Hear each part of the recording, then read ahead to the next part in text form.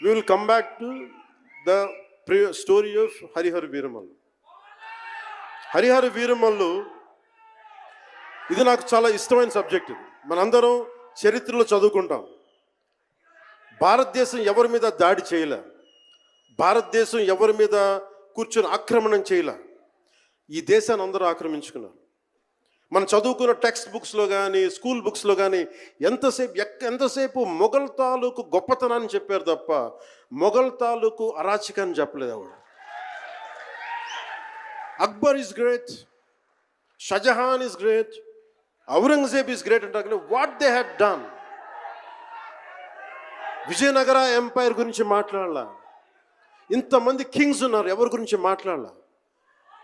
We always heard about Mughals' greatness, but what Aurangzeb has done to our country, సొంత తమ్ముడిని చంపేసి దారా సిక్కుని చంపి షాజహాన్ని జైల్లో పెట్టి నువ్వు హిందువుగా బతకాలి అంటే నువ్వు ట్యాక్స్ కట్టాలి. Can you imagine? For being a Hindu you have to pay tax as a Hindu, just to accept, to practice.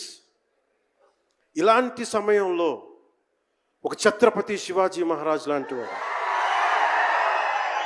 గుండెల్లో శౌర్యాన్ని నింపాడు.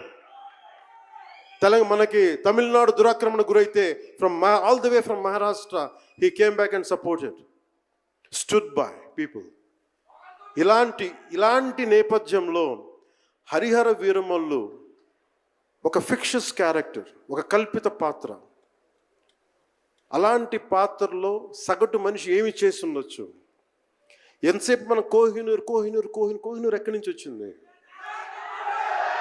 కోహినూర్ ఒకప్పుడు ఉమ్మడి రాజధాని కదా ఇదంతా, మనందరికీ ఉమ్మడి దేశం కదా ఇదంతా, తెలంగాణ నుంచి కృష్ణానది తీరం వరకు till Vijayawada.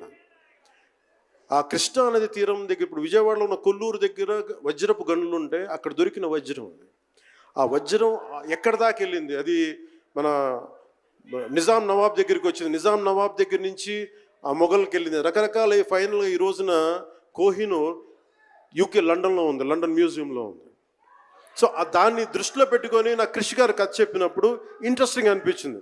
Then we did the story, the cinema చేశాం. ఈ సినిమా మేకింగ్ ప్రాసెస్లో చాలా నలిగాం. ఇలాంటివన్నీ నలిగిన తర్వాత ఒకటే ఏంటంటే ఈ సినిమాలో ఇది ఎన్ని రికార్డులు చేస్తా నేను చెప్పలేను, ఎందుకంటే ఎంత కలెక్షన్ చేస్తానో నేను చెప్పలేను. ఎందుకంటే నేను ఎప్పుడు కూడా ఈ రోజుకి చెప్తున్నాను, we did our best efforts better. అంటే మీరు అంటారు కదా, మీకోసం కొంచెం కాలు కూడా కదిల్చాను డ్యాన్సుల కోసం.